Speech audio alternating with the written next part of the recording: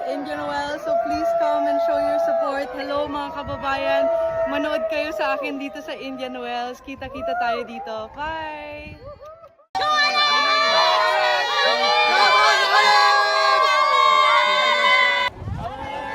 Hello!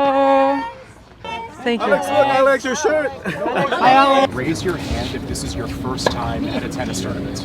First time at a tennis tournament. Yes, the Filipinos is we have such a strong sense of community, and I feel like when one of us does well or one of us is succeeding, we all have that shared sense of pride.